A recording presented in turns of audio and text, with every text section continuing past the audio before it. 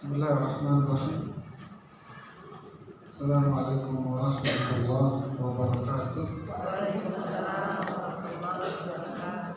Alhamdulillah hamdan thayyiban mubarakan fihi. Salatu wassalamu ala Rasulillah. Wa ba'd. Para jemaah sekalian, kita lanjutkan bahasan kita pada pembahasan tentang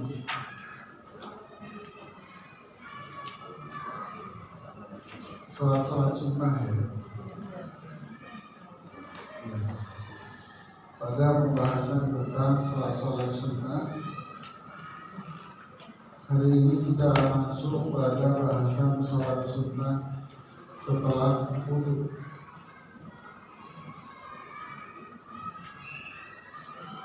Jadi ternyata sholat sunnah itu banyak macamnya. Sampai setelah wudu pun ada sholat sunnahnya yang disebut dengan sholat wudu. Hadisnya yang paling utama di sini adalah hadis Bilal bin Rabah. Hadis kisah tentang Bilal bin Rabah. Kita lihat penjelasan penulis dalam hal ini. Jika engkau berwudu, disunahkan setelahnya mengerjakan sholat 2 rakaat atau lebih. Jadi disunahkannya sholat di sini setelah seseorang itu berwudu. Jadi habis wudu dianjurkan untuk melakukan sholat 2 rakaat bahkan lebih. Berdasarkan hadis Abu Hurairah bahwa Nabi SAW bertanya kepada Bilal bin Rabah radhiyallahu anhu ketika sholat subuh. Maksudnya Rasulullah SAW bertanya kepada Bilal, waktu itu pertanyaannya disampaikan setelah melakukan sholat subuh. Rasulullah SAW mengatakan, wahai Bilal, beritahukan kepadaku ayu amalin arja, amalan apa yang paling banyak engkau harapkan pahalanya dalam Islam. Sungguh aku mendengar hentakan suara kedua sandalmu di hadapanku di surga. Ayu amalin arja di Islam. Jadi amalan apa yang kamu harapkan pahalanya di masa Islam ini? Maksud Rasulullah SAW dengan pertanyaan ini, kamu punya amalan apa sehingga pahalanya kok banyak banget gitu? Kok pahalanya besar banget? Apa itu pahalanya? Saya mendengar suara sendal kamu di surga. Artinya Bilal bin Rabah radhiyallahu anhu, beliau masih hidup, tapi beliau sudah mendapatkan jaminan surga. Rasulullah SAW bertanya, amalan apa yang kamu lakukan? Bilal menjawab, di jawaban Bilal, amalan yang paling banyak aku harapkan pahalanya bahwa aku tidaklah berwudu baik pada malam atau siang hari kecuali aku mengerjakan sholat dengan wudu itu sebanyak apa yang telah ditetapkan untukku. Artinya Bilal ini sering melakukan sholat setiap kali selesai wudu. Jadi setiap kali berwudu beliau selalu sholat 2 rakaat. Setiap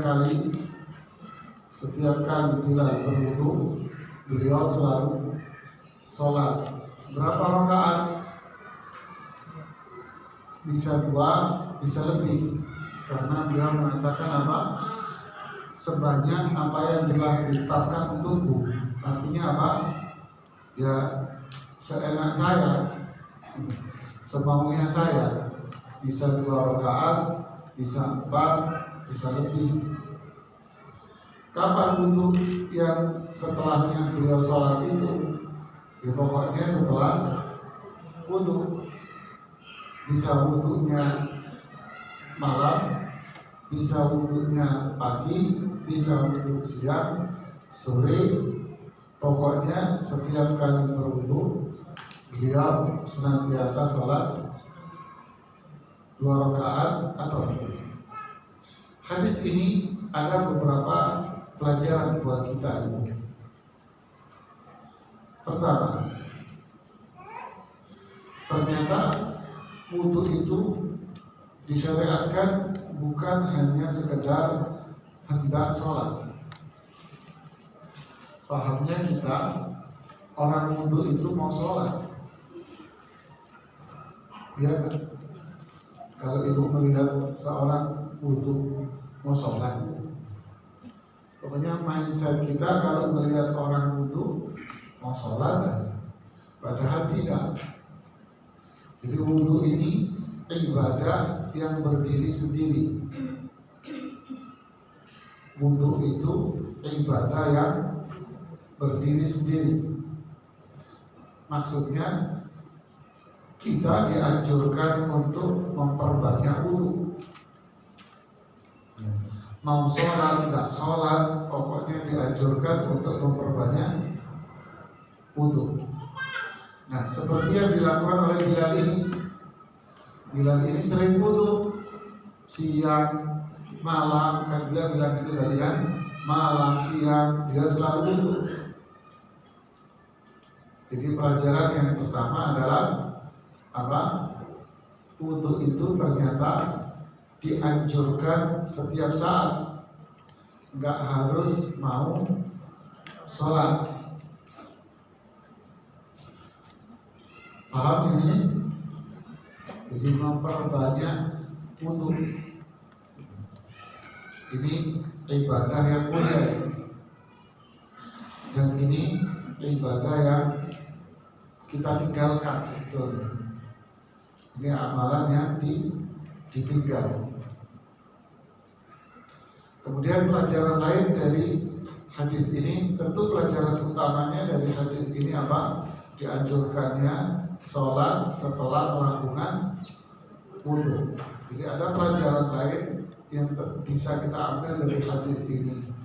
Yang pertama itu tadi, dianjurkannya wudhu setiap saat. Yang kedua, hadis ini menunjukkan keutamaan sahabat Bilal. Menunjukkan apa? Keutamaan sahabat Bilal. Bahwa Bilal ini termasuk sahabat yang dijamin masuk surga. Masya Allah. Jadi Bilal termasuk sahabat yang dijamin masuk surga. Radhiyallahu ta'ala anhu. Yang ketiga, masuk surga itu tak harus dari orang Arab. Mendapatkan kebaikan, kemuliaan tak harus berasal dari Arab. Siapapun orangnya, selama dia menjalankan perintah Allah dan Rasulnya, pasti dia akan bisa menjadi seorang hamba yang mulia. Jadi jangan dianggap bahwa kemuliaan, tingkatan yang tinggi, kedudukan yang tinggi itu hanya dimiliki oleh orang Arab, keturunan yang tinggi, Habib dan sebagainya. Tidak.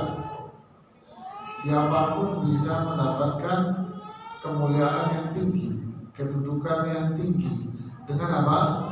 Dengan menjalankan apa yang Allah perintahkan dan Rasulullah SAW ajarkan kepada kita.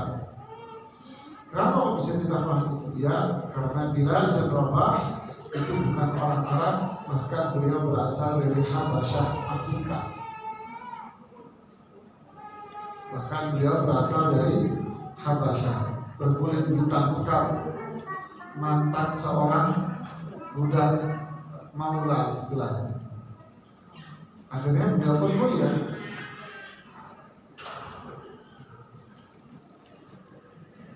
Jadi melihat kemuliaan itu tidak boleh dilihat dari apa? Keturunan. Tidak boleh dilihat dari jabatan.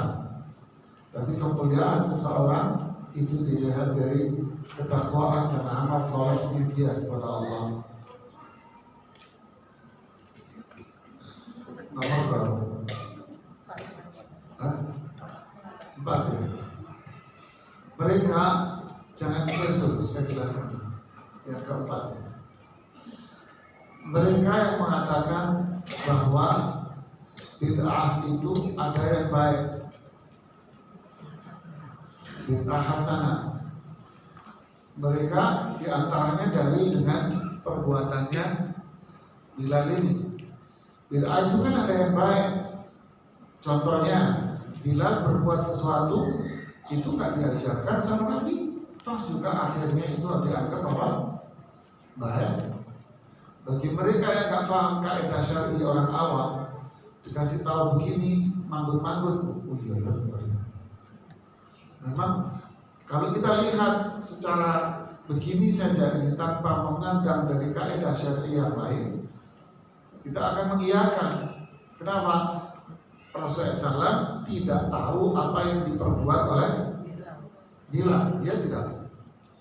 Berarti Bilal melakukan sholat setelah wudhu itu apakah berdasarkan perintah dari Rasulullah SAW? Tidak. Apakah berdasarkan dengan tuntunan Rasulullah SAW? Tidak. Berarti yang dilakukan oleh Bilal atas dasar apa? Inisiatif sendiri. Ini inisiatif Bilal. Nah, mereka yang mengatakan adanya bid'ah hasanah, bid'ah baik, dia berdalil dengan ini. Bilal kan melakukan sholat sunnah setelah wudhu atas dasar dari siapa? Inisiatif sendiri.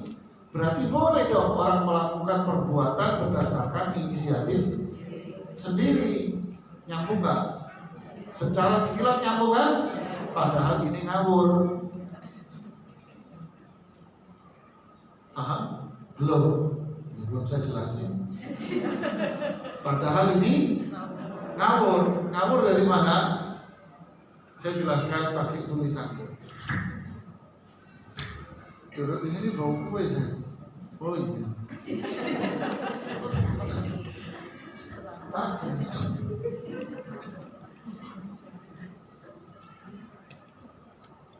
Begini,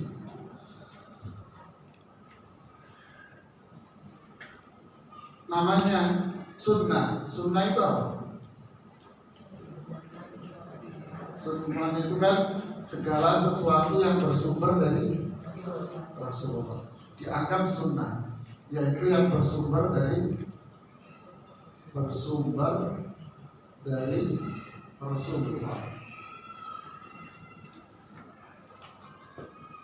Kapan perbuatan itu dianggap sunnah?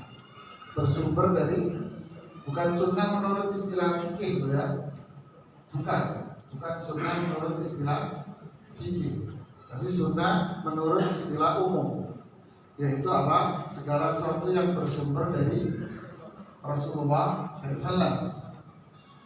Apa itu bentuknya? Satu, itu bisa ucapan. Artinya Rasulullah mengatakan sesuatu. Contoh, apa itu? Semua amalan berdasarkan apa? Berdasarkan niat. Nanti teman, ini namanya apa? Ucapan, kan itu kan? Ucapan Nabi dan segala macam Rasulullah SAW yang menyuruh dengan lisan. Sholatlah kamu seperti kalian sholat. Jangan begini, lakukanlah itu. Jangan ini, lakukan ini. Ini dosa, ini dilaknat. La'anallahu al-washimat wal mutanammisat wal mutakhillijat lil husni. Ya, Allah melaknat perempuan-perempuan yang pakai tato, perempuan-perempuan yang masang alis palsu, perempuan-perempuan yang mempercantik giginya menggunakan apa? Jemuran. Apa namanya? Apa jemuran? Ya. Apa namanya? Oh, baik kalau saya kalau jemuran. La'anallahu wasilat wal mustawsilat. Allah melaknat perempuan-perempuan yang menggunakan rambut palsu dan yang masang rambut palsu. Gitu kan? Wal mutaghayyirati lil husni. Allah melaknat perempuan-perempuan yang berubah struktur tubuhnya. Ya, pantatnya mau dirubah, nggak tahu sebelah mana. Jadi ini namanya apa? Ucapan. Gitu kan? Ya. Dikasih alis bagus dicukur. Dulu kita masih kecil gitu di kampung Jawa Timur masih mainan apa? Siapa yang mau melihat setan? Apa itu? Dicukur terus alisnya. Maaf ya kalau ada yang alis dicukur. Berarti ini namanya kategorinya apa? Ucapan. Yang kedua, perbuatan. Maksudnya apa? Rasulullah SAW berbuat sesuatu, mencontoh sesuatu.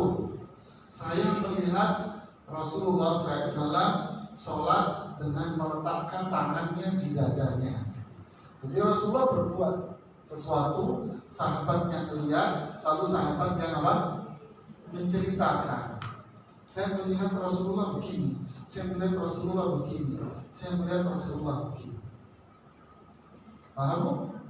Jadi ada yang diucapkan, ada yang diperbuat. Seperti tata cara wudu.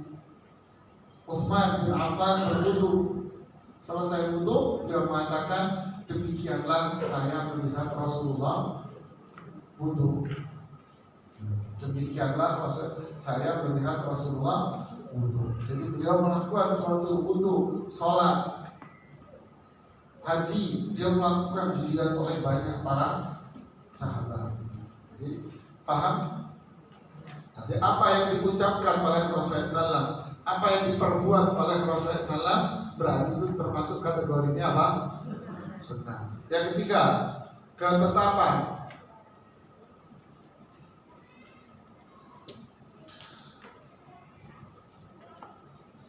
Contoh, ada seorang sahabat berburu dog, berburu biawak, bukan biawak rawa sini loh ya, biawak padang pasir. Memang beda, ya, beda. Kalau yang rawa-rawa ini bukan biawak namanya lain itu, cuman satu spesies kan, satu model. Jadi yang dimaksud di sini adalah jenis biawak yang dikenal biawak ya pada pasir itu. Bentuknya jelek sekali bentuknya, menjijikkan gitu bentuknya. Ada sahabat berburu ini, dia hidupnya itu di bawah pasir. Dia harus dipancing dia keluar dari bawah pasir. Ada sahabat berburu ditangkap, lalu disembelih, dimakan di hadapan Rasulullah Sallallahu Alaihi Wasallam. Dimakan. Apa sikap Rasulullah SAW? Rasulullah apa? Rasulullah diam. Ketika disuruh makan, ya Rasulullah, makanlah ya Rasulullah. Diam. Makan Rasulullah. Enggak doyan. Nah, apakah sahabat itu berburu atas perintah Rasulullah SAW? Tidak. Tetapi apa yang terjadi? Rasulullah menyetujui apa yang dia lakukan. Dengan cara apa? Beliau mendiamkannya. Contoh, Bilal wudu, nanti kan? Kemudian Bilal sholat setelah wudu. Beliau lakukan itu. Setelah itu Rasulullah tahu. Ketika Rasulullah tahu, Rasulullah ngapain? Tidak melarang Bilal, mendiamkannya. Berarti apa? Inilah namanya ketetapan. Ketetapan itu apa?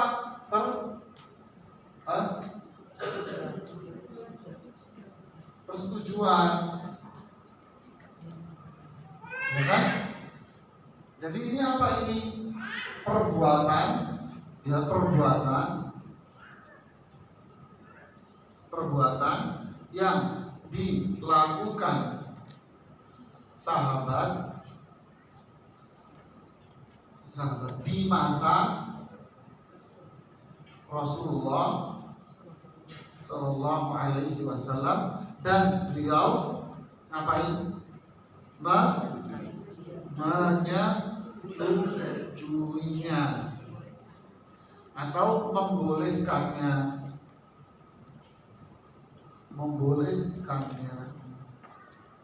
Nah, apakah perbuatan ini dikatakan sebagai perbuatan bid'ah? Tidak, berarti ini termasuk bagian dari Allah, dari sunnah Nabi.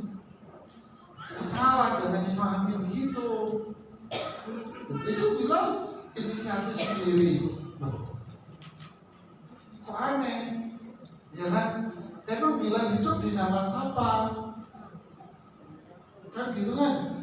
Bilang hidup di zaman Rasulullah SAW.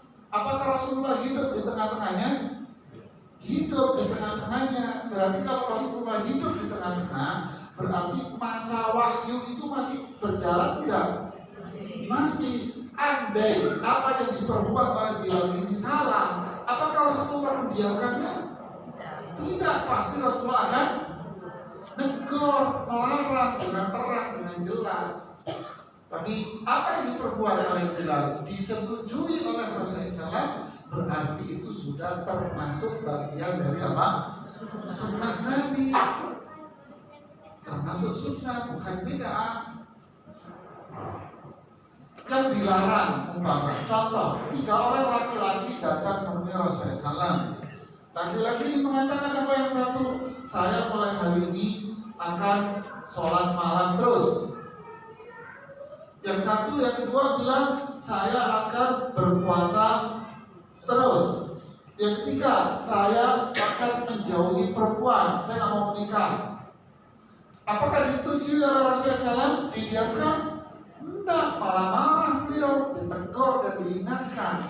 Kalian kalau melakukan itu berarti kalian bukan umat saya. Kalau salah pasti ditegur oleh Rasulullah SAW. Tapi kalau disetujui oleh Rasulullah berarti itu termasuk bagian dari sunnah. Jangan difahami itu sebagai bid'ah. Makanya saya bilang tadi apa? Ngawur, berarti paham? Berarti mereka berdalih bid'ah hasanah dengan cerita Bilal itu benar apa ngawur? Ngawur. Karena itu di masa Rasulullah hidup. Adapun setelah Rasulullah wafat, berarti apa yang terjadi dengan wahyu? Sudah tertutup, putus. Kemudian jawaban yang kedua dengan itu, sahabat, apa yang diperbuat oleh sahabat dan sahabat yang lain pun mendiamkannya, berarti itu termasuk bagian dari sunnah. Karena Rasulullah mengatakan alaikum bisunnati wa sunnatil khulafa, sunnahku ambil dan sunnah para sahabat ambil. Jadi apa yang diperbuat sahabat itu bukan suatu yang bid'ah. Kalau ente ngarang baru itu bid'ah. Jangan disamakan apa yang Anda perbuat dengan yang diperbuat oleh sahabat. Ya, beda antara langit dengan comberan. Paham? Beda lah.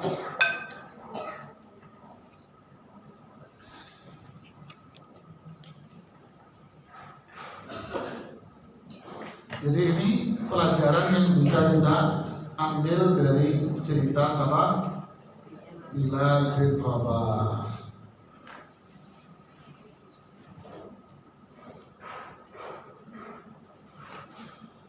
Jadi inilah dalil akan dianjurkannya sholat sunnah setelah wudu. Berarti ini termasuk sudah bagian dari apa? Sunnahnya Rasulullah Sallallahu Alaihi Wasallam.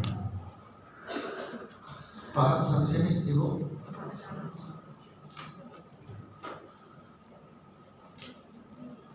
kalau perempuan lagi menstruasi, tadi dijelaskan dianjurkan selalu berwudu.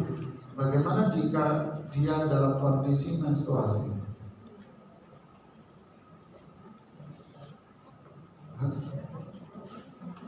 Atau bagaimana jika dia dalam kondisi nifas? Atau yang ketiga, bagaimana jika dia dalam kondisi junub, habis berhubungan dengan suaminya, belum mandi, mau tidur, mandinya nanti aja. Nah, di sini tetap wudu tetap dianjurkan, tetap dibolehkan. Walaupun si perempuan ini dalam kondisi menstruasi, tetap dia dianjurkan untuk berwudu. Kenapa? Karena wudu gak ada kaitan dengan sholat. Sholat yang ada kaitan dengan wudu. Wudunya itu ibadah berdiri sendiri. Sholat, nah baru sholat yang berhubungan dengan wudu. Paham? Belum. Sholat yang berhubungan dengan wudu. Tapi kalau wudu gak hubungan dengan sholat. Tuh kok bisa? Karena orang yang wudu gak harus sholat, tapi orang yang sholat harus wudu. Kok bisa gitu ya? Ya memang begitu. Paham? Mandi besar, apakah orang mandi besar itu harus sholat? Hah? Benar. Tapi orang yang mau sholat dan dia kena hadas besar, maka dia harus mandi besar. Tapi orang yang mandi besar bukan berarti dia mau sholat. Bisa jadi dia mandi besar karena suci dari haid, suci dari nifas, habis berhubungan dengan suaminya hari Jumat, walaupun mandi juga dianjurkan. Paham? Paham atau ada yang bingung?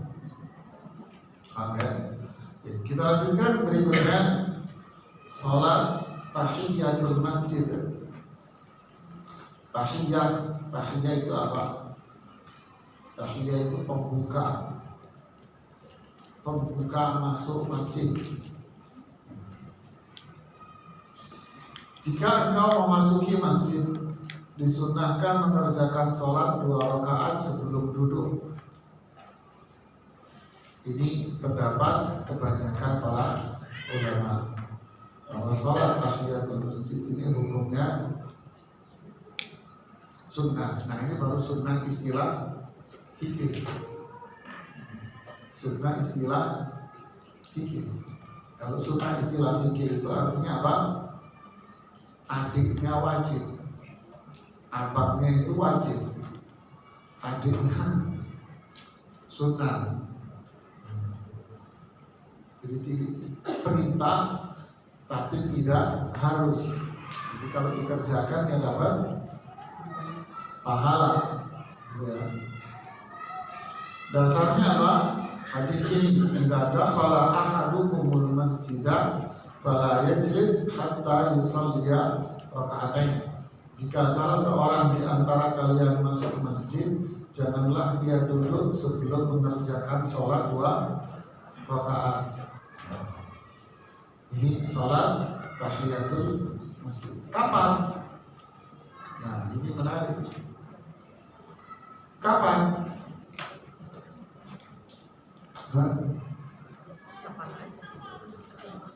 Kapan saja? Pendapat yang dikuatkan oleh para ulama fikih adalah kapan saja. Emang ada yang melarang? Ada yang membatasi. Yaitu apa? Selama dia tidak berada di waktu terlarang. Mudah enggak? Contoh ini, ibu sholat asar di rumah. Habis sholat asar, ibu datang ke masjid untuk pengajian habis asar umpamanya. Sholat asarnya di rumah atau sholat asarnya di masjid. Tapi umumnya sih ibu-ibu di rumah kan. Sholat asar di rumah, ganti baju dan sebagainya, ke masjid mau pengajian. Berarti ketika dia datang ke masjid, posisi dia sudah sholat asar. Nah, ini menurut sebagian para ulama dilarang sholat. Kenapa? Karena dia masuk waktu terlarang. Paham? Contoh kedua, ibu sholat subuh di masjid, di rumah umpamanya. Sholat subuh di rumah. Habis sholat subuh, ibu langsung menyiapkan makanan untuk di masjid. Karena di masjid ada pengajian subuh. Habis pengajian subuh makan-makan. Biasanya kan gitu kan. Yang nyiapin ibu-ibu. Sholat subuh, ibu ke masjid sampai bawa makanannya. Nah, ini pun sebagian para ulama mengatakan apa? Dilarang. Kenapa? Itu waktu dilarang. Karena ibu sudah sholat subuh. Habis sholat subuh waktu larangan sampai matahari muncul kira-kira seukuran satu tombak. Paham?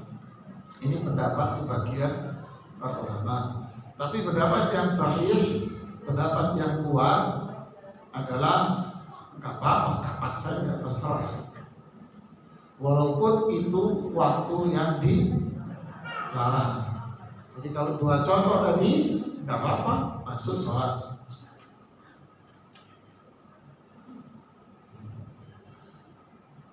Contoh berikutnya umpama ibu pagi nganter anak ke sekolah. Nganterin anak ke sekolah, dianterin sampai ke masjid umpamanya, gitu kan? Lalu ibu masuk masjid, sholat tahiyatul masjid, terus pulang ganti baju apa semua, mau balik lagi ke masjid yang sama untuk pengajian.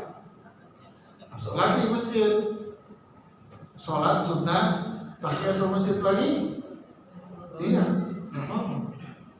Walaupun ibu mondar-mandir 10 kali, ekstrimnya gitu. Masuk masjid, pulang, datang lagi, masuk masjid lagi, pulang lagi, datang lagi, masuk masjid lagi. Mau ngapain? Nggak tahu. Contoh aja. Apa? Boleh nggak seperti itu? Boleh, nggak apa-apa, silakan. Mau mondar-mandir, sholat tahiyatul masjid lagi, nggak apa-apa. Paham bu? Ya, jadi ini pendapat yang kuat. Kapan? Ya kapan saja. Ya, kapan saja disunahkan. Kecuali Masjidil Haram. Maksudnya apa? Kalau Masjidil Haram, maka kita masuk Makkah, masuk Masjidil Haram, mau apa dulu? Mau tawaf atau mau duduk di dalam atau mau bantuin ngepel umpamanya, atau masuk mau sholat berjamaah. Yang jelas masuk ke Masjid Haram mau apa? Mau tawaf apa enggak? Kalau masuk ke Masjid Haram mau tawaf, maka tidak ada tahiyatul masjid. Tahiyatul masjid, Masjid Haram, ya tawaf itu. Jadi masuk Masjid Haram, ngapain saya mau tawaf sunnah? Tawaf berarti masuk terus tahiyatul masjid, nggak usah, karena tawaf itulah tahiyatul masjid. Ya, kecuali mau masuk masjid tidak tawaf, maka kita sholat tahiyatul masjid. Ini Masjid Haram saja. Kalau Masjid Nabawi kan nggak ada tawaf. Tawafnya di Daud. pasar, sama-sama taubat. Paham sampai sini? Salat tahiyatul masjid itu cuma 2 rakaat, nggak boleh lebih.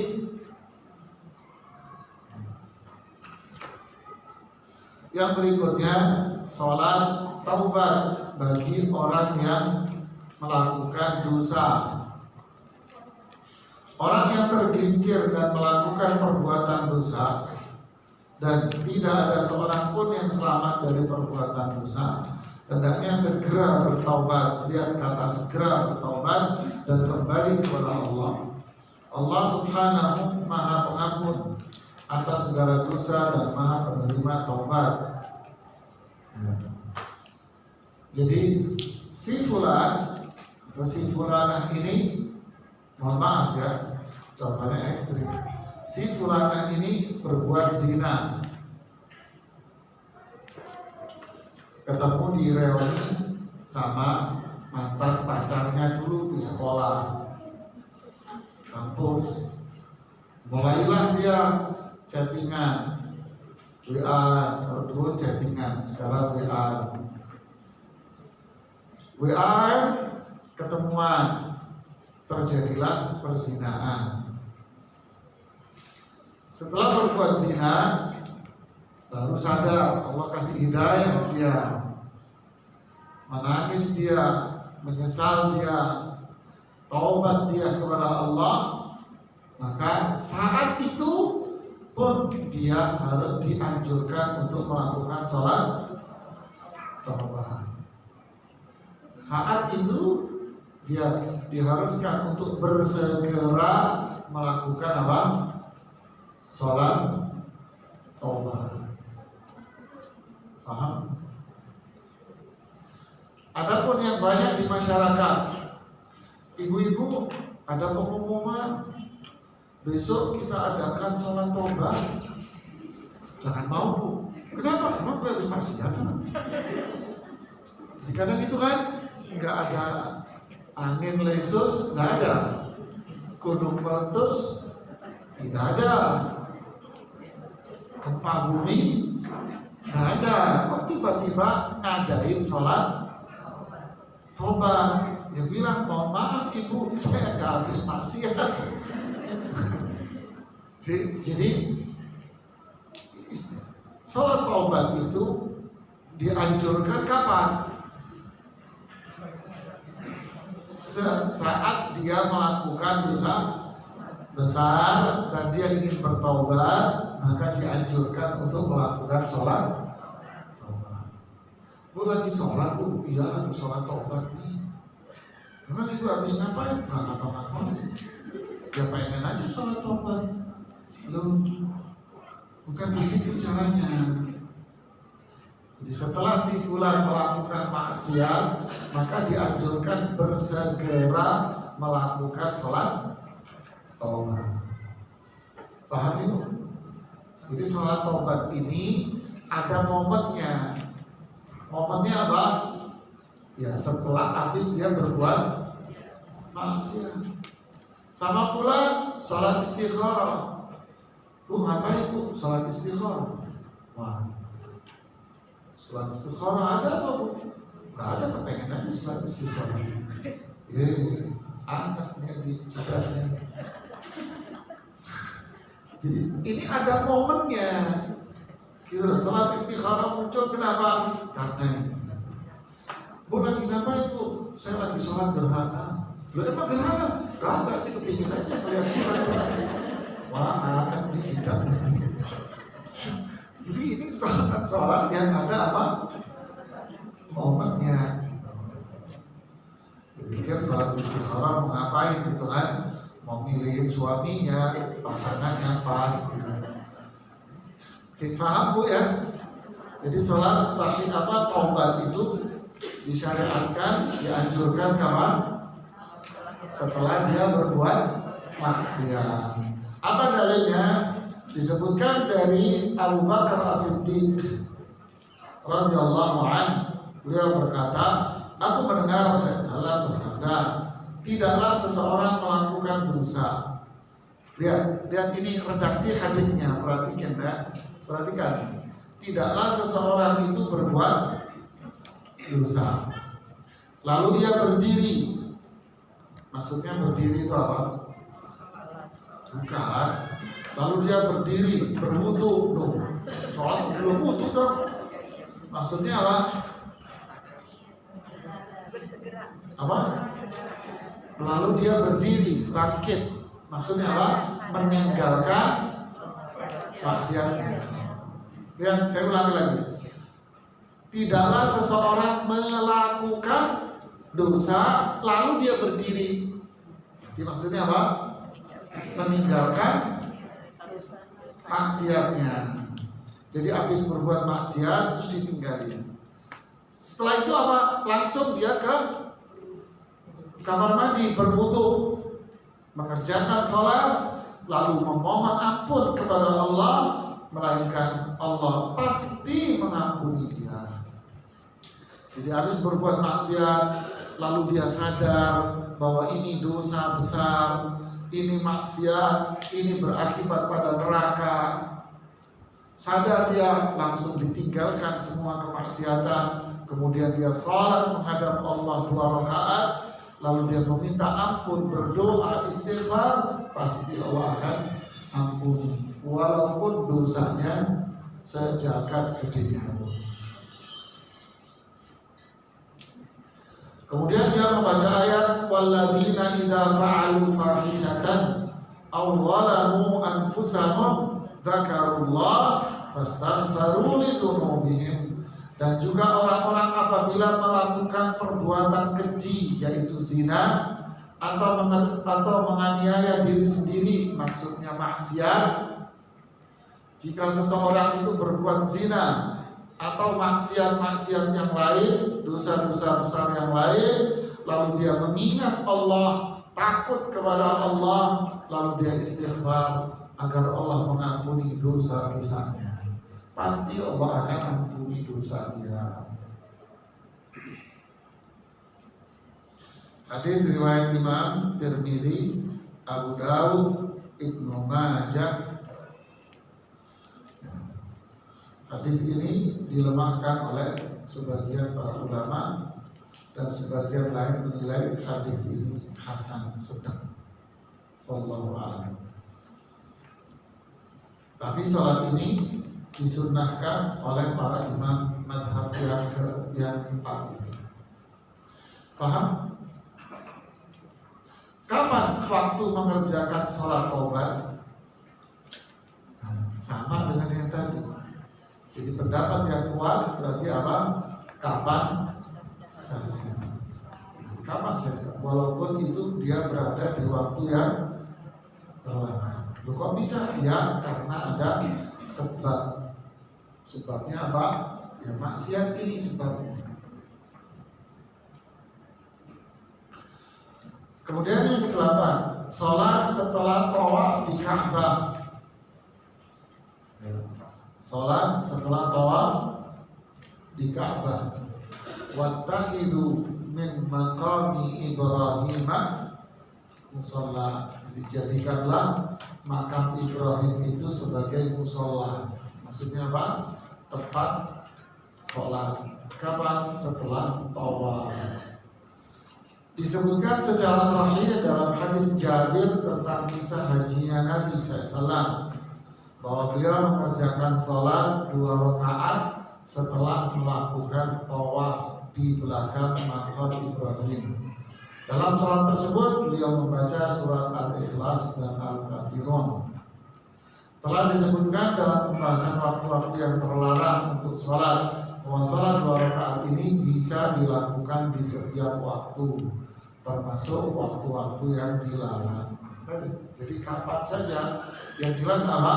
Setelah dia jadi termasuk sholat ada yang momennya. Jangan diam-diam masuk ke Masjidil Haram lalu nyari makam Ibrahim lalu sholat di belakang makam Ibrahim. Ibu sebelahnya nanya, habis tawaf bu? Enggak, pengen aja sholat di belakang. Angkatnya. Jadi tawaf dulu baru dia salat. Paham? Terus berikutnya sholat kusuf.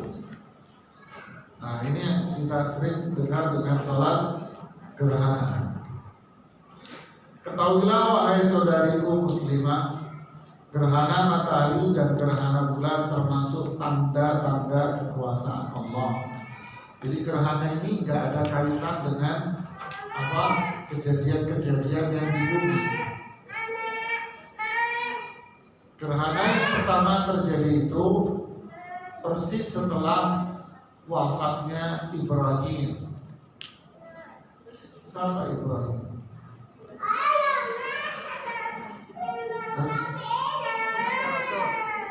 Siapa Ibrahim? Maaf anaknya siapa itu?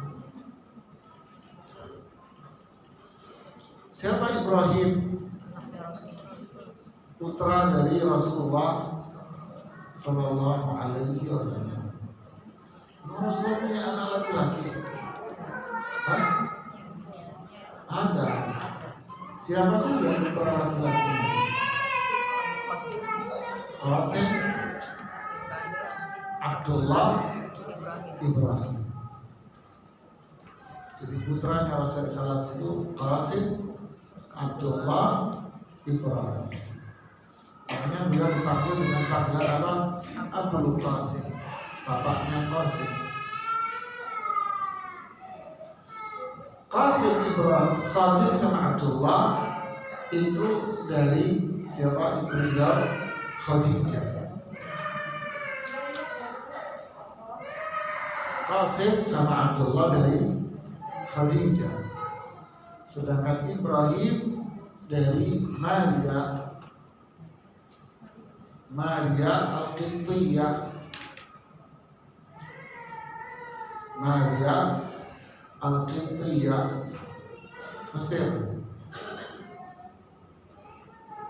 Ada pun istri-istri Rasulullah yang lain yang muda-muda itu malah nggak punya anak dari sini. Dari Aisyah nggak punya anak, padahal Aisyah dinikah paling muda. Terus Hafsah juga dinikah muda, 23 tahun. Itu pun sudah janda itu Hafsah itu. 23 tahun itu sudah janda. Janda dari suami pertama namanya Khunais. Khunais suami pertamanya. Begitu pula dari yang lainnya nggak punya anak, punya anak dari Khadijah saja sama Maria. Nah putra-putra Rasulullah SAW ini wafat masih kecil-kecil semuanya. Yang tumbuh dewasa itu putri-putri beliau. Yang pertama putri beliau namanya Zainab. Itu yang pertama yang tua, Zainab namanya. Menikah dengan Abul As suaminya. Suaminya namanya Abul As.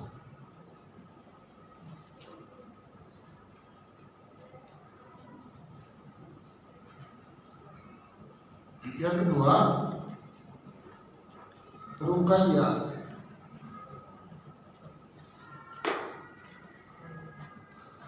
Ini yang kedua putri dia.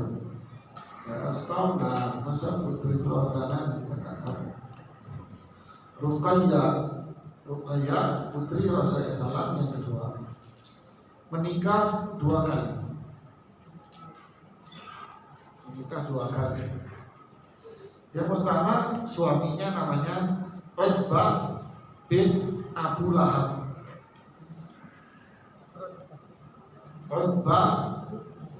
Utbah tulisan Indonesianya Utbah, Arabnya pakai ain, Utbah pakai ta, Utbah bin Abu Lahab. Jadi putranya Abu Lahab. Ini menikah sebelum kenabian, sebelum Islam. terus dicerai sama Utbah. Kenapa? Karena kenabian, karena Islam datang tauhid, bapaknya berubah jadi apa? Jadi musuh dan terlaknat, akhirnya dicerai. Menikah yang kedua kali, dari kata para ulama sejarah ya, Ruqayyah ini masih perawan. Jadi waktu menikah dengan Utsman, bahasa para ahli sejarah, Ruqayyah masih suci. Kalau bahasa suci itu kan artinya apa? Masih perawan, masih gadis, gitu kan?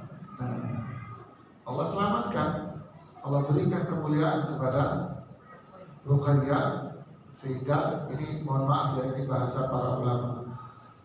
Allah berikan kemuliaan kepada Ruqayyah. Apa? Dalam tubuhnya tidak dimasuki air yang kotor. Dalam tubuhnya tidak dimasuki air yang kotor. Suami yang kedua ini yang mulia, Utsman bin Affan. Masya Allah. Putri Rasulullah SAW yang ketiga namanya Ummu Kulthum. Ummu Kulthum yang ketiga. Ummu Kulthum juga menikah 2 kali. Yang pertama, suami pertama namanya Utaibah bin Abu Lahab. Jadi kakak adik menikah dengan kakak adik. Ini kan sepupu 2 kali. Utaibah bin Abu Lahab sama dengan kakaknya, dicerai persis sejak turunnya wahyu. Sejak bapaknya musuh sudah dicerai.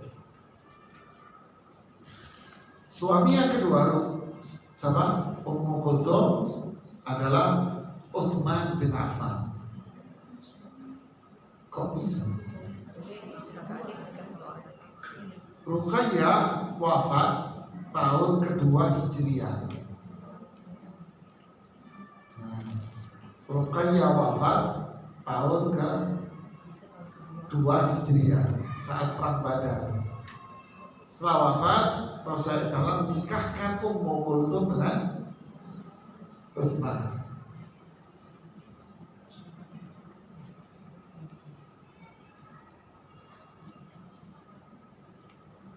Maaf, Ummu Kulthum dinikahkan dengan Utsman, turun ranjang orang Jawa bilang. Ummu Kulthum wafat kalau nggak salah tahun 8 Hijriah. Lalu Rasul bilang, andai wahai Utsman, aku punya putri lagi, tak nikahin sama kamu.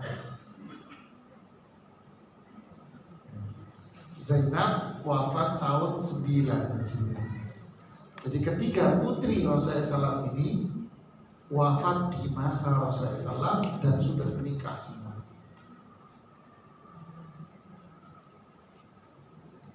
Yang paling kecil potong Fatimah. Fatimah yang menikah dengan Ali bin Abi Thalib. Fatimah wafat 6 bulan persis setelah wafatnya Rasulullah SAW.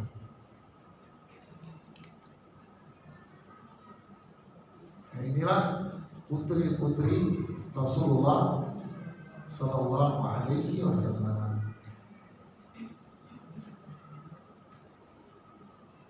Saya tulis kisahnya mereka berempat ini dengan ibundanya Khadijah, dengan saya tambahin 1 Aisyah, jadi 6 seri, jadi buku cerita anak-anak, judulnya Wanita-Wanita Penghuni Surga. Ini buku lampu keras itu. Wanita-Wanita Penghuni Surga. Isinya 6 buku cerita ini. 4 putri Rasulullah SAW, kemudian Khadijah, kemudian Aisyah.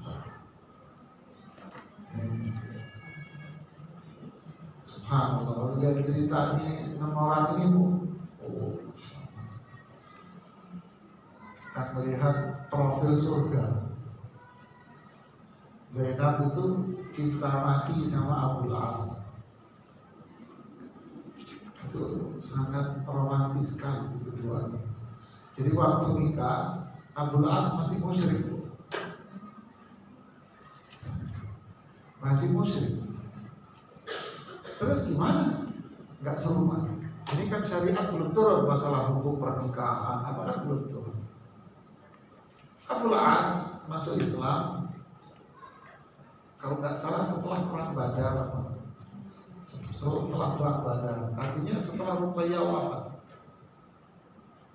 Jadi tahun kedua, padahal menikahnya masih di Mekah, jadi bisa cukup lama. Dan Abul As tidak mau menceraikan dan Hafsah tidak mau menceraikan. Jadi sangat romantis sekali. Zainab ngasih hadiah cincin gelang begitu lupa saya kepada Abul As. Zainab yang ngasih. Itu cincin Zainab dikasih sama ibundanya Khadijah. Ketika perang Badar, sahabat datang menemui Rasulullah. Ya Rasulullah, ada seorang tawanan perang. Dia ikut perang di pasukannya Abu Jahal, Abu Asif. Tapi dia ikut bukan karena memusuhi Rasulullah, tapi karena dipaksa oleh sahabat kaumnya. Dia termasuk yang ditawan. Ketika ditawan, para sahabat datang, ya Rasulullah, ada tawanan perang. Dia bawa ini, dibawa, diambil, disita gelangnya cincinnya itu disita. Dia bawa ini ya Rasulullah. Mana? Dipegang, kemudian Rasulullah meneteskan air mata, menangis dia. Bawain ke sini orangnya. Rasulullah tahu ini Abu As. Dia menangis bukan karena Abu Asnya, dia menangis karena ini cincinnya Khadijah. Masya Allah, begitu sayangnya beliau sama Khadijah. Padahal umurnya jauh. Nangis beliau netesin air mata. Sahabatnya kenapa kau menangis ya Rasulullah? Ini cincinnya Khadijah. Khadijah memberikan hadiah ini, hadiah kawin kepada Zainab. Zainab ngasih kepada suaminya, bebaskan dia, kata Rasul, jangan ditawan, suruh pulang. Pulang ke Makkah, kemudian Abu As masuk Islam. Setelah masuk Islam, baru dia berkumpul kembali dengan istri. Romantis sekali, luar biasa. Kesabaran, keteguhan, ya, keuletan, teguh, sabar, tungguin suami. Ini suaminya bukan suami yang kasar, suami ini macam-macam nekon-nekon. Suaminya musyrik, tapi tetap ditumbuhi sampai masuk Islam. Kita suaminya Islam, masih akhlaknya baik, rajin sholat, apa? Tadi masih aja berantem, ya Allah. Kurang apa bu? Kurang ajar. Masya Allah. Oke, kita lanjutkan. Jadi gerhana matahari dan bulan ini terjadi bukan karena apa? Bukan karena sesuatu yang terjadi di bumi, tidak ada sangkut paut itu. Murni gerhana matahari atau gerhana bulan ini menunjukkan apa? Kekuasaan Allah Subhanahu wa Ta'ala. Bahkan zaman dulu Rasulullah SAW dan para sahabat itu kalau ada gerhana mereka langsung semua rame-rame ibadah taubat kepada Allah. Kenapa? Karena mereka anggap ini kiamat. Dianggap ini besok kiamat. Karena tanda kiamat itu adalah matahari menghilang. Begitulah takutnya mereka. Zaman sekarang gerhana malah gerhana besar. Dulu masa ketakutan para sahabat. Bisa jadi ini matahari nggak balik. Kita difoto, dulu masyarakatnya ibadah mereka. zikir, taubat kepada Allah. Jadi beda banget ya masyarakat yang pintar sama masyarakat yang selfie. Kemudian selanjutnya terus mengatakan, karena itu jika engkau melihatnya, segeralah berzikir kepada Allah. Lihat tuh, segeralah berzikir kepada Allah, berdoa kepadanya, memohon ampun kepadanya, bertakbir mengagungkannya, dan bersedekah. Banyak sedekah, zikir, istighfar, banyak sedekah. Dalam hadis yang diriwayatkan dari Aisyah disebutkan bahwa Nabi SAW bersabda tentang gerhana matahari dan gerhana bulan.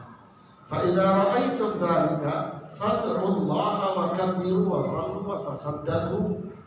Jika kalian melihatnya, berdoalah kepada Allah, bertakbirlah, sholatlah, dan bersedekah. Jadi kalau melihat gerhana, kita disuruh memperbanyak apa? Zikir. Kemudian kita disuruh sholat, dan kita disuruh apa? Bersedekah saat itu. Bukan sibuk mengabadikan momen-momen yang langka dan jarang. Baik.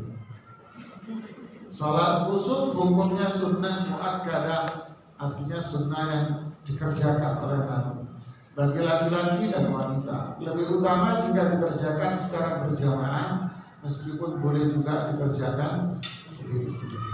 Afdalnya tentu dikerjain berjamaah. Wanita boleh mengerjakan sholat kusuf di belakang kaum laki-laki. Disebutkan dari Asma. Tahu Asma?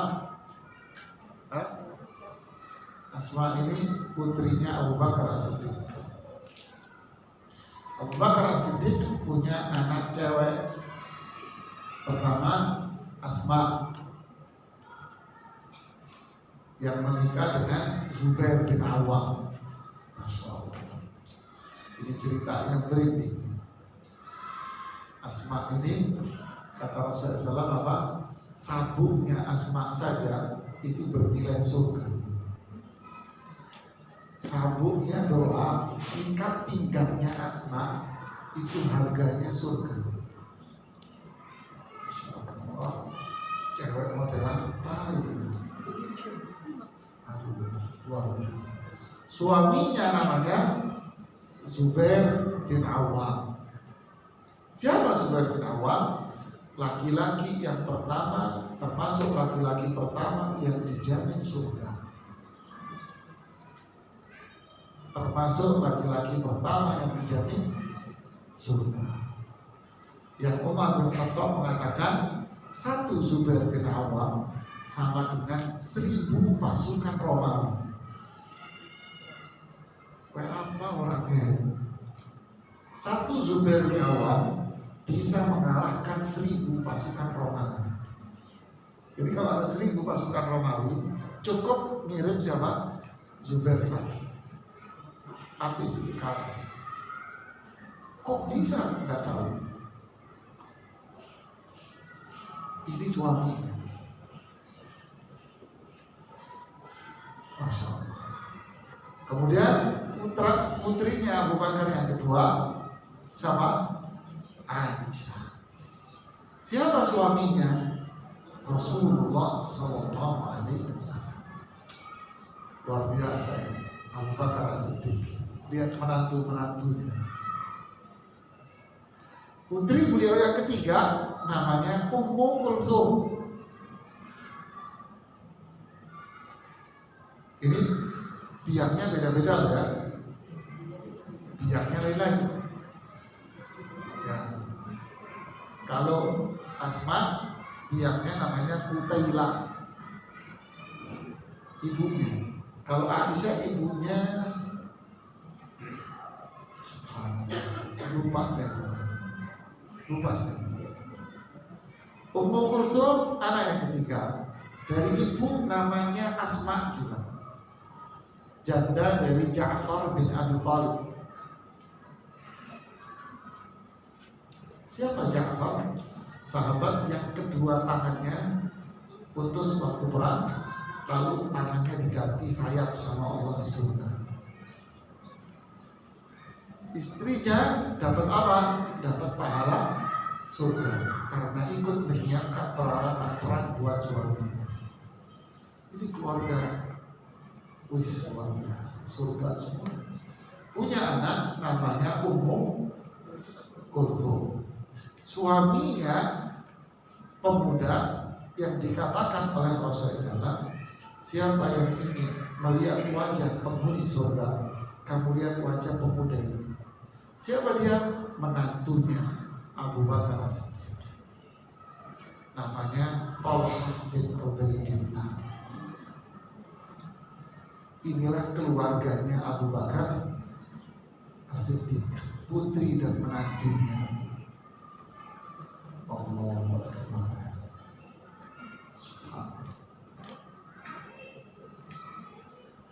Allah bilang at-thayyibatu lit-thayyibin, perempuan yang baik pasti dapat laki-laki yang baik. Wa-thayyibuna lit-thayyibat, laki-laki yang baik pasti akan menikah dengan perempuan yang baik. Ini contohnya. Allahu Akbar. Subhanallah. Apakah keluarga seperti ini nggak pernah berantem? Kira-kira berantem nggak di luar? Berantem juga. Abu Bakar pernah ribut sama istrinya. Zubair ribut sama Asma dan berakhir pada apa? Asma diceraikan sama Zubair. Jadi namanya keluarga ribut itu biasa, nggak usah diambil hati, santai saja kali. Jadi kalau istrinya baper, lagi bawel, ngamuk, biasa dari zaman dulu. Penghuni surga saja bawel, penghuni surga saja cerewet, apalagi yang kakak jelas begini. Bawelnya tambah parah. Penghuni surga yang bawel, tapi bawelnya biasa. Yang ini bawelnya kelas kakap. Cemburu, Aisyah cemburu, Hafsah cemburu. Tapi cemburunya yang dijamin surga, cemburu waras. Tapi yang gak jelas ini karena cemburunya gak waras.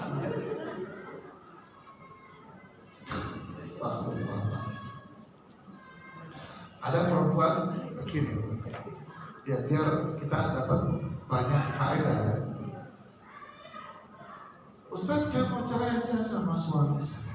Kenapa? Suami saya ini sering punya nomor-nomor teleponnya nggak dikasih tahu ke saya. Punya handphone yang disembunyi. Ya. Semua cerita dari Tangerang sampai Banyuwangi.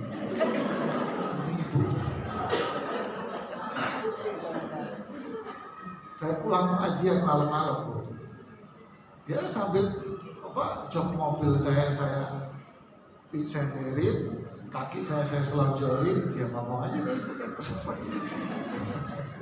Ya dari Serang sampai Banyuwangi saya nanya sih, Bu, emang kenapa kalau suami ibu punya nomor yang gak dikasih tahu ke ibu? Emang kenapa kalau suami ibu punya handphone yang gak dikasih tahu ke ibu? Balik lagi Bu, dari Banyuwangi ke Serang kan begitu. Ya begitulah perempuan kan gitu kan. Tak dengerin, sabar. Saya tanya lagi, enggak Bu, ibu belum jawab pertanyaan saya. Iya cerita lagi Bu, nyebrang dia dari Lampung ke Aceh. Ibu belum jawab. Saya anggap hiburan aja dari bahasa. Ya sebetulnya sih gini Ustaz. Ya takut aja saya apabila jikalau seandainya dia menolong. Ayolah ibu ini ikut campur urusannya nggak penting. Inilah cewek cemburu nih kebablasan. min husni islamil mar'i tarkuhu ma la ya'ni. Orang Islam yang baik itu ninggalin hal yang gak ada penting. Ibu, saya bilang, ibu kayak orang tua dulu aja, Bu. Apa itu saat orang tua dulu?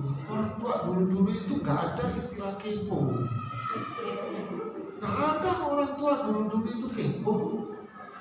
Nggak ngerti orang tua. Nanya suaminya kerja apa, kadang kakak tahu suaminya kerja apa. Iya nggak?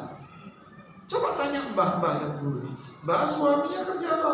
Boten semerang kerja. Nggak tahu saya. Benar tahu. Kenapa kok jadi perempuan sekarang keponya kebangetan? Curignya jikalau apabila seandainya. Apa lagi Bu? Jangan.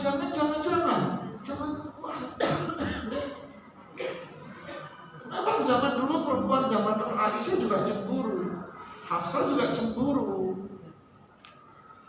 Tapi cemburunya gak kebablasan begini lah. Ya. Oh sayang ya sayang memang. Kalau nggak sayang nggak cemburu dia. Bener Bu, sayang itu. Kalau nggak sayang gue cuekin lo. Nah gitu kan? Nggak sayang gue cuekin lo. Tapi jangan kelewatan. Oke, kita balik ke sholat gerhana. Ini gara-gara apa ya sih? Wanita boleh mengerjakan sholat kusuf di belakang kaum laki-laki. Disebutkan dari Asma, ia berkata, aku pernah mendatangi Aisyah ketika terjadi gerhana matahari. Berarti siapa? Adik, bilang adik. Ternyata kaum laki-laki telah berdiri sholat dan ternyata ia pun berdiri sholat. Jadi Aisyah pun akhirnya sholat di belakang siapa? Laki-laki. Berarti pelajarannya dari sini apa? Di manakah soft perempuan itu? Belakang laki-laki, bukan di sampingnya laki-laki. Dalam hadis dari Aisyah disebutkan, kemudian aku keluar bersama sekelompok wanita dan berjalan di antara rumah-rumah istri Nabi dan di dalam masjid. Jadi mereka perempuan ini sholat gerhana di dalam masjid, sholat gerhana bersama dengan laki-laki dan di belakang laki-laki. Paham sampai sini? Jadi perempuan sholatnya berjamaah bersama siapa? Bersama jamaah yang lain laki-laki. Posisinya di mana perempuan? Di belakang. Tata cara sholat gerhana. Sholat kusuf berjumlah 2 rakaat dan di setiap rakaat ada 2 rukuk dan 2 sujud. Nah, biasanya rukuknya berapa? 1, sujudnya 2. Ini enggak, rukuknya 2, sujudnya 2. Pernah sholat gerhana? Pernah? Ya nggak pernah bingung ini. Caranya gimana? Pertama, bertakbir, lalu baca Al-Fatihah, lalu baca surat yang panjang. Dahulu mereka baca Al-Baqarah. Iya, baca surat panjang. Setelah itu ngapain? Yang kedua, bertakbir dan rukuk yang lama, mirip dengan bacaannya. Nah, kalau bacaannya Al-Baqarah 2 juz setengah, rukuknya kira-kira segitu. Nyungsep kalau kita. Kalau kita sih nyungsep, ya nggak? Nyungsep kalau gitu. Begitulah iman kita ya. Jadi untuk iman kita ini masih kelasnya apa? Rentang nyungsep. Kalau imannya dulu mereka nggak nyungsep kuat dia. Sudah rukuk kan? Habis rukuk ngapain? Yang ketiga, bangkit dari rukuk sambil mengucapkan Sami Allahu liman hamidah. Ya tidak, Rabbana walakal istilah. Biasanya kan sujud, ini enggak sujud. Ngapain? Tidak langsung sujud, tapi baca Al-Fatihah lagi. Terus baca apa mereka? Baca Al-Imran. Habis Al-Baqarah baca lebih dikit kan? Ya, lebih dikit. Bukan nyungsep lagi, kapur uang gitu. Astagfirullahaladzim. Terus sama, habis itu ngapain? Ruku yang lama sama dengan bacaannya. Terus tidak baru sujud. Begitulah rakaat pertama. Dan dilanjutkan dengan rakaat yang kedua. Berarti berapa kali bacaannya? 4 kali. Itu tata cara sholat gerhana. Secara singkat. Paham? Seusai sholat, imam disunnahkan menyampaikan khutbah, ceramah, dengan memberikan nasihat dan peringatan kepada umat serta menganjurkan mereka untuk beramal saleh. Inilah sholat gerhana, baik gerhana bulan maupun gerhana matahari. Ada yang mau nanya?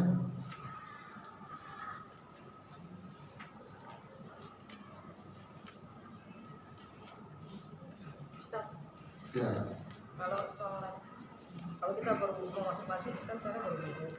Kalau kita ke dalam masjid, apakah bisa juga sholat sunah wudu dilakukan di masjid setelah atau tahiyatul masjid dulu? Wudunya di mana? Umpama wudu di masjid. Setelah itu boleh nggak kita sholat sunnah wudunya di masjid? Sholat sunnah habis wudu di masjid boleh nggak? Wudu di sini, habis wudu masuk terus sholat sunnah wudu enggak apa-apa. Terus tahiyatul masjid. Nah, yang dimaksud tahiyatul masjid itu apa? Imam Nawawi mengatakan tahiyatul masjid itu bisa dilakukan dengan cara pertama, sholat khusus namanya tahiyatul masjid. 2, bisa dilakukan dengan melakukan sholat apapun 2 rakaat.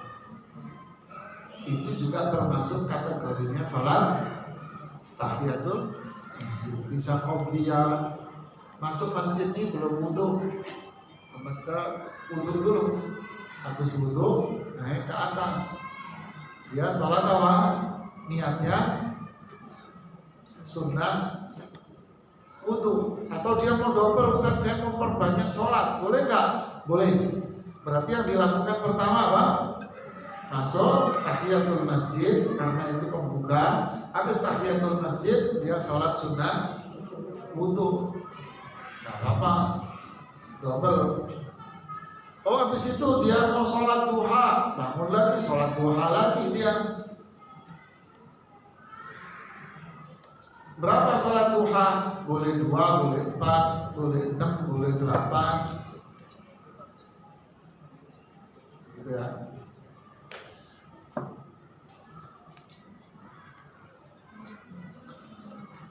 Yang lain. Ya.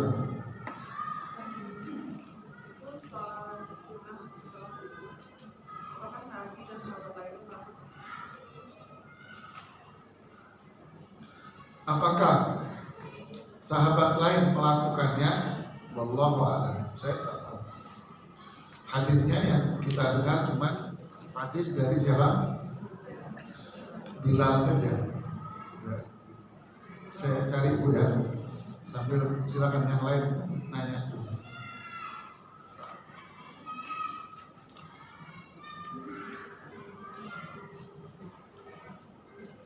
Silakan yang mau nanya.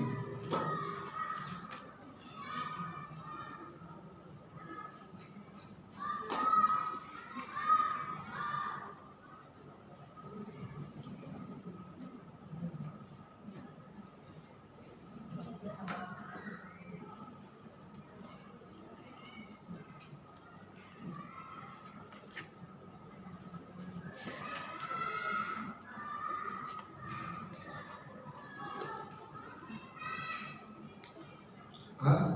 Nggak ada yang nanya? Silahkan.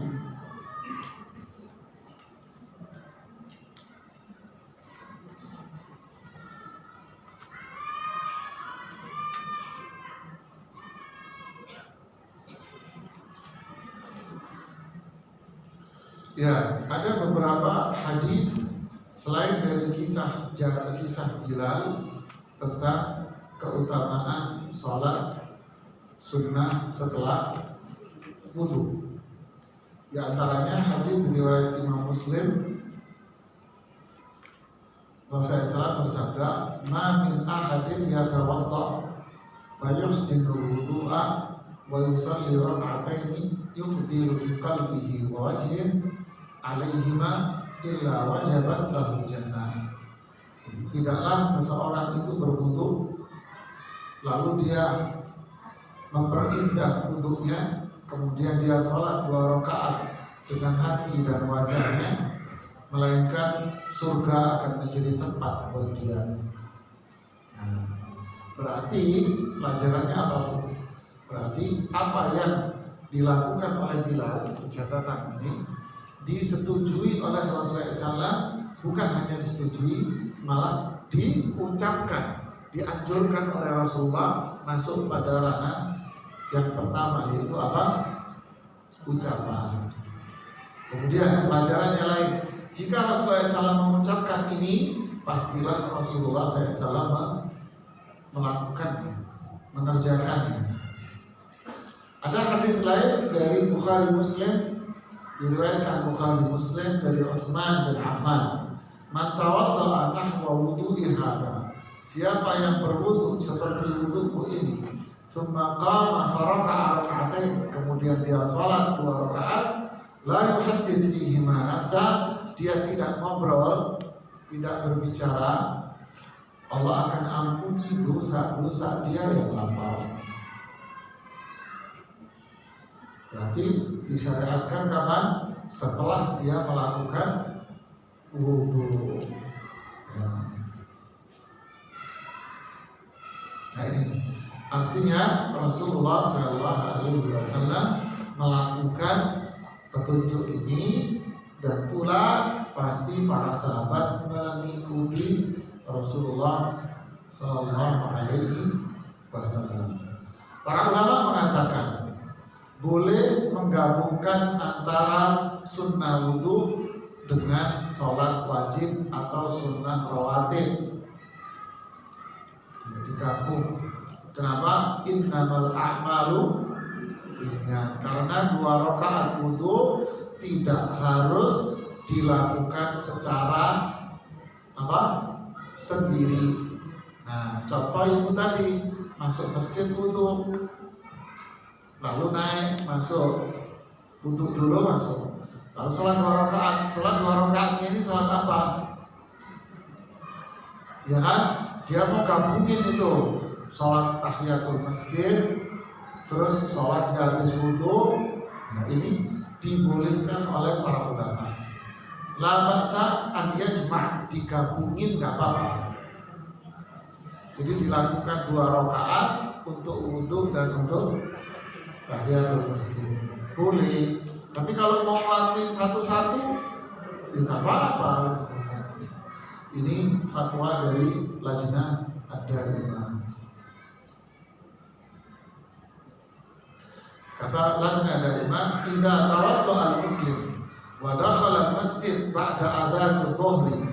Jika seseorang itu berwudu lalu dia masuk masjid, sama pertanyaan itu, setelah adzan zuhur umpamanya, wa shalla rak'ataini, lalu dia salat 2 rakaat dengan niat tahiyatul masjid dan niat sunnah wudu dan niat sunnah zuhur, maka ini boleh dijadikan satu.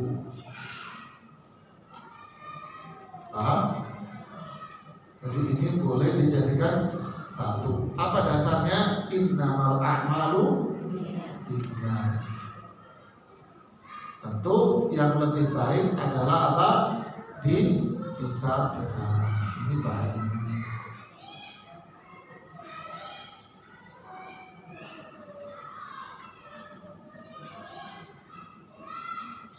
Sama pula dengan dengan pertanyaan yang diajukan kepada Syekh Muhammad Shalih Al-Utsaimin. Seseorang wudu, lalu dia mau sholat, tapi sekalian duha. Sunnah wudu sama duha digabung jadi satu dengan niatnya. Boleh? Boleh, kata beliau, nggak apa-apa.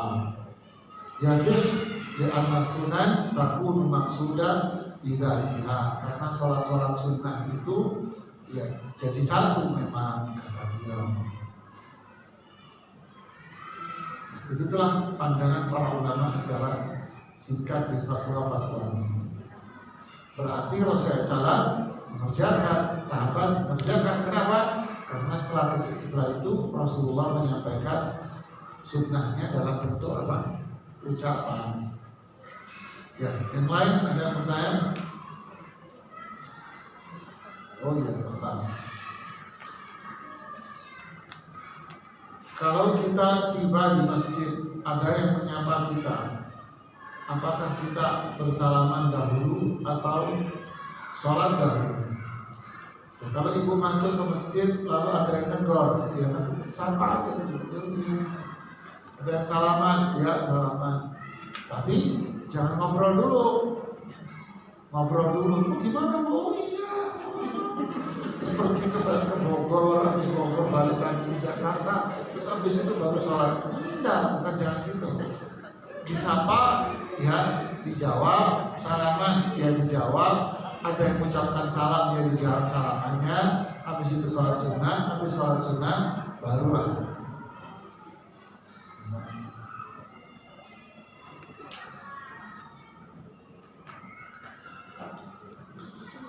Ya, ada lagi? Oh.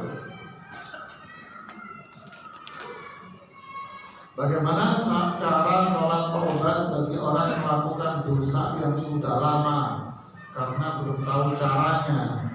Ya istighfar, cukup taubat kepada Allah, istighfar kepada Allah Subhanahu wa Ta'ala. Apakah sholat taubat bisa dikerjakan sekarang untuk bertaubat? Wallahu a'lam. Jadi menurut sepertinya pandangan saya cukup dia bertaubat kepada Allah saja. Sebab kalau lihat redaksinya tadi, sholat taubat itu dikerjakan apa?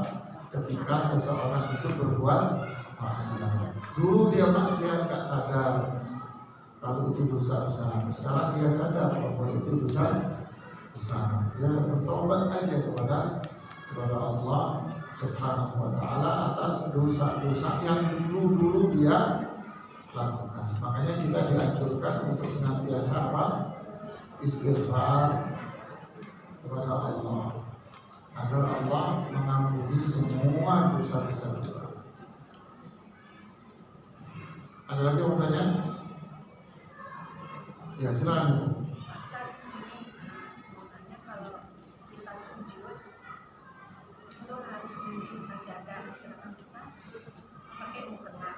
Ya.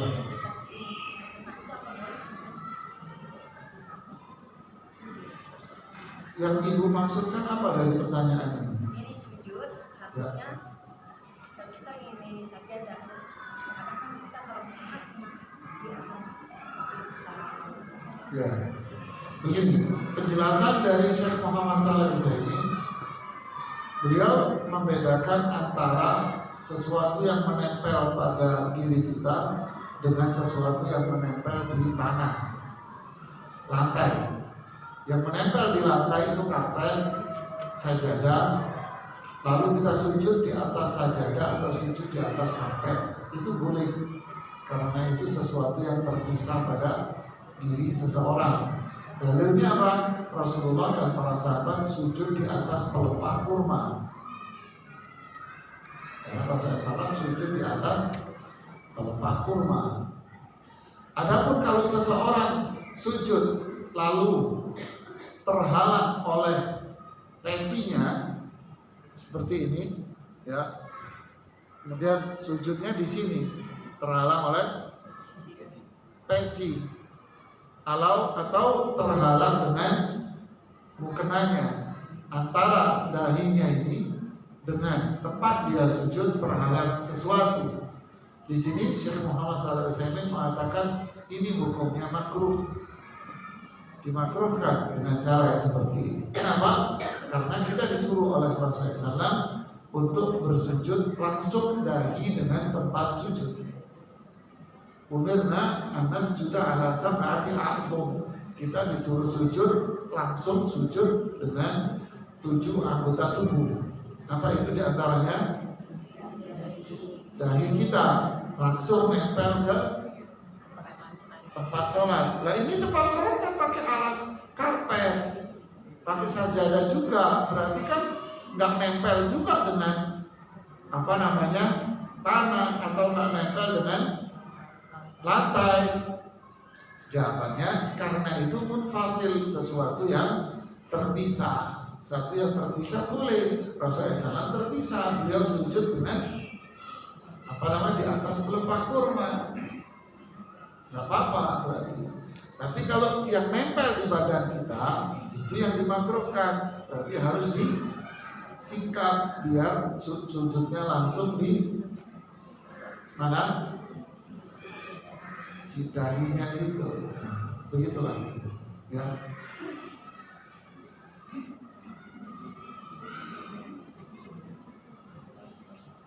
Ya, ada lagi?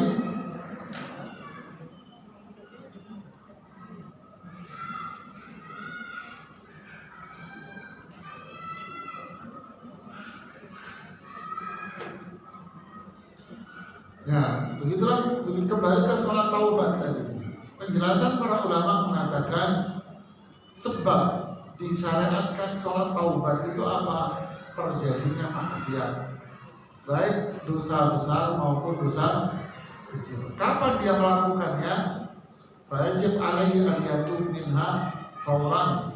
Dia harus wajib taubat langsung saat itu juga taubatnya. Dan dia disunnahkan melakukan sholat taubat. Jadi dia bertaubat, dan bagian dari taubat itu adalah dia melakukan sholat. Ya, jadi itulah maksiat taubat. Nah kalau dulu maksiatnya, dia dulu nggak tahu, baru sadar sekarang kalau itu maksiat, ya sudah taubat aja kepada Allah, memperbanyak istighfar kepada Allah. Padahal taubat itu harusnya apa? Langsung. Oke, yang lain?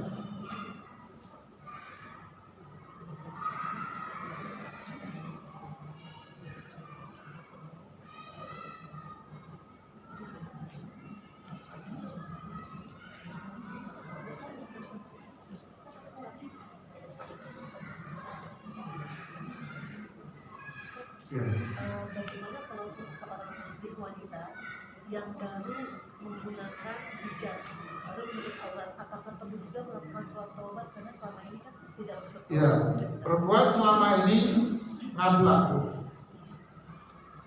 bahasa bagaimana? Terbuka sudah. Lalu dia sadar, taubat, kemudian dia menggunakan hijab. Apakah dia sholat taubat? Jawabannya taubat dia. Pertama dia taubat dulu. Kenapa? Karena tabarruj atau sufur, membuka aurat itu dosa besar. Itu bukan dosa kecil. Itu dosa besar. Jadi apa yang harus dia lakukan? Taubat kepada Allah. Setelah dia taubat, maka dianjurkan untuk sholat taubat. Ya, dianjurkan untuk sholat taubat. Jadi beriringan taubat sekarang, maka setelah itu dianjurkan untuk melakukan sholat taubat. Dulu nggak tahu, ya itu pertanyaan itu balik lagi di situ. Dulu sering nggak puasa Ramadan, nggak pernah dibayar dulu umpama, ya kan? Utangnya nggak dibayar, nggak ngerti. Setelah ngaji, setelah dikasih tahu, baru sadar. Bagaimana dengan utang puasa yang dulu-dulu? Taubat kepada Allah, harus sholat taubat. Ya sudah, karena dulu nggak paham, makanya taubat. Nggak pahamnya juga dosa juga, kenapa nggak belajar? Nah gitu kan? Kenapa nggak mau belajar? fasilitas ada, kesempatan ada, males aja nggak mau belajar, dia tobat kepada Allah, kemudian dianjurkan untuk melakukan sholat taubat. Ya, oke, silakan. Jadi yang tadi Pak sampaikan, kalau misalnya dulu nggak puasa, itu nggak usah kodok puasa Ramadan belum bisa. Nggak usah yang dulu-dulu, nggak usah. Nah, kalau dulu berapa tahun dibuka kodok? Hah? Nggak kehitung. Jadi nggak perlu dikodok, cukup dia bertobat kepada Allah, kemudian diajarkan sholat tobat. Kalau nggak sholat tobat gimana? Tidak apa-apa sih. Yang penting yang wajibnya apa? Wah, tobatnya itu yang wajib, nggak bisa tidak. Sesali, kemudian jangan diulangi lagi, lakukan ketaatan, istighfar kepada Allah, perbanyak istighfar, perbanyak amal saleh, banyak sedekah kepada Allah. Jadi inilah taubat itu. Sedangkan sholatnya itu kan dianjurkan oleh para ulama. Ya, yang lain, silakan.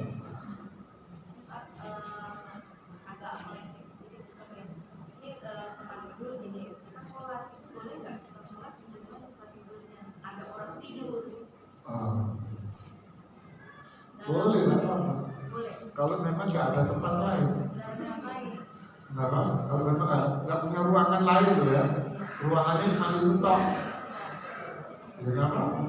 Apa dalilnya? Rasulullah sholat di depan Aisyah tidur, ya kan? Kalau orang kita rumah aja lo nyolatin gue itu, ya udah bangun sholat. Kalau memang nggak ada tempat lain sama sekali, silakan. Tapi kalau masih ada tempat lain, ya kenapa di situ tempat yang lain aja?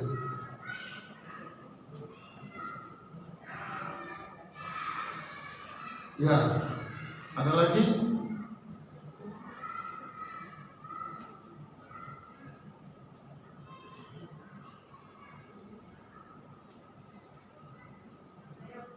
Ya.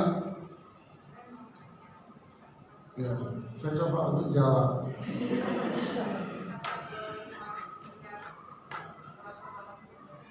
Kategori apa? Oh.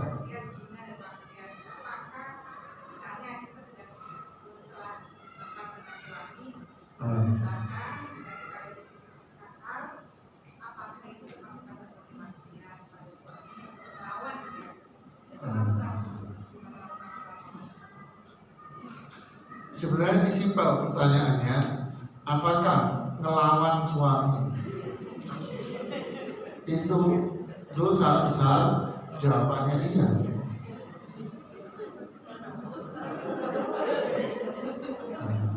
Kategori ngelawan itu seperti apa? Nah, gitu kan? Kategori ngelawan itu umpama suami menyuruh A, dia nggak mau, ketang sama dia. Dilarang sama suaminya, malah dikerjain. Ini dosa besar, harus tobat. Tobatnya apa? Minta maaf sama suaminya, karena ini berkaitan dengan hak suami.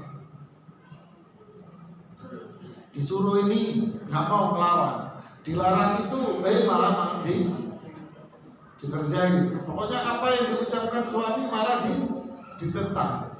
Makanya Rasulullah SAW memberikan ciri perempuan yang salihah. Ayu nisa'i khair. Ya Rasulullah, perempuan mana yang paling baik? Apa ciri-ciri perempuan paling baik? Di antaranya apa? Wala tukhalifuhu fi nafsi wa maliha. Tidak menentang suami baik dalam dirinya maupun hartanya. Tidak menentang. Kemudian Rasulullah SAW menyebutkan ciri-ciri perempuan penghuni neraka. Apa itu ciri-cirinya? Yang furnal ashir, yaitu perempuan yang kufur dengan suaminya, nentang suaminya, mengingkari kebaikan yang diberikan oleh suami. Suami saya pulang ajar, suami ini. Oke, pulang ajarnya berapa kali? Suami saya begini. Oke, begini begitunya berapa kali? Terus kebaikan yang diberikan oleh suamimu itu berapa banyak? Dasar manusia. Makan cuma kurang kerupuk rame. Padahal di piringnya itu ada daging, ada cuma kurang kerupuk doang rame. Iya kan? Di piringnya ini sudah macam-macam. Ada daging, ada ini, ada. Cuma sambal nggak ada rame. Ngocek terus, waduh kayak borong berkutut. Padahal cuma kurang sambal doang. Apa? Faham maksud saya?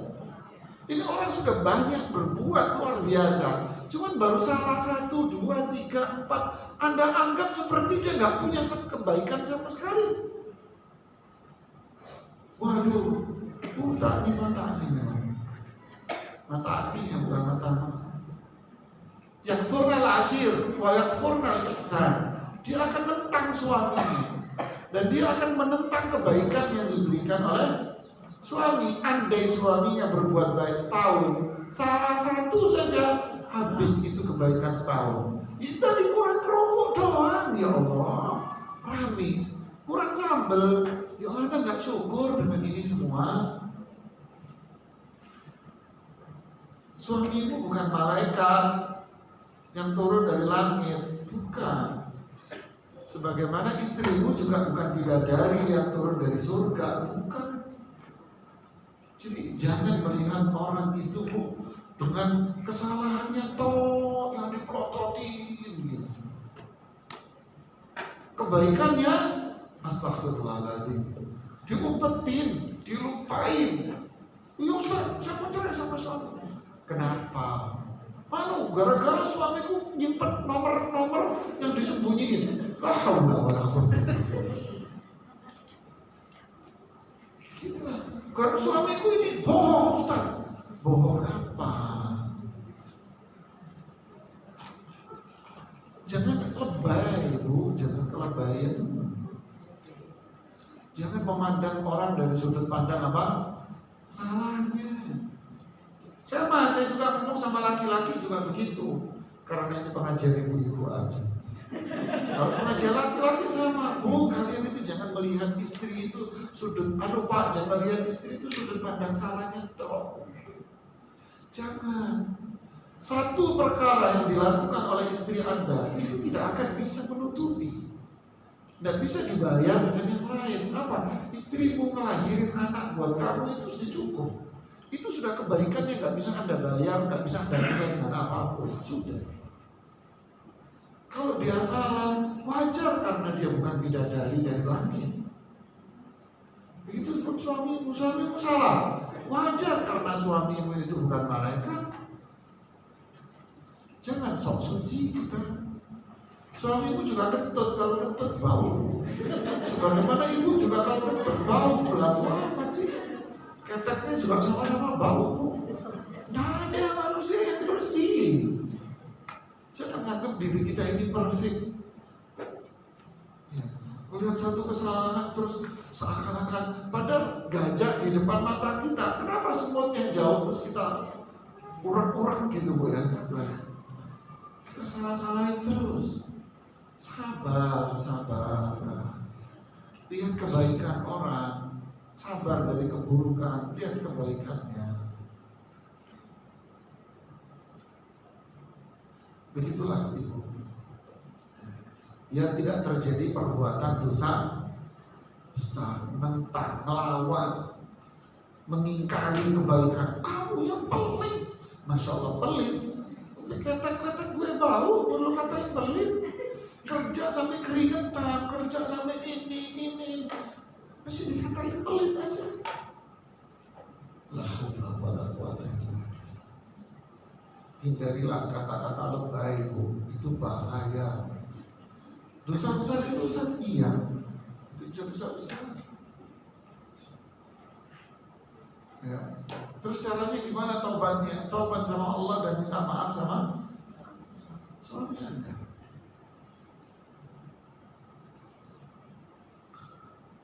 Ada lagi?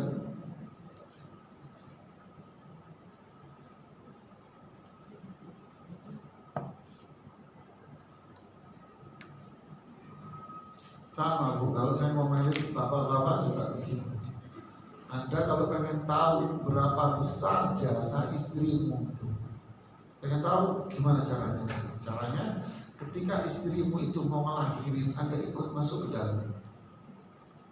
Anda tahu bagaimana rasanya, Anda nggak bisa ngerasain, tapi Anda bisa melihat bagaimana perjuangan perempuan waktu ngeluarin anak segede begitu dari tempat kecil. Gimana rasanya? Anda kalau susah BAB itu setengah mati kamu. Ini perempuan bukan susah BAB. Ini gede, ini orang gede segini keluar dari tempat kecil. Pikirin kamu nggak bisa BAB aja sudah ribut setengah mampus. Ini lebih dari nggak bisa BAB, gede saya bilang. Coba kamu Ustaz, lihat ada jamaah saya. Iya Ustaz, istri saya kemarin lahiran saya masuk, gak kuat saya Ustaz, saya nangis. Nah begitulah caranya Anda menghargai seorang wanita. Terus perempuannya di situ jangan berlaku. Lebay terus. Lebay.com. Nah, ada tuh lebay.com, nyari internet lah. Ya, sampai di sini saja Bu.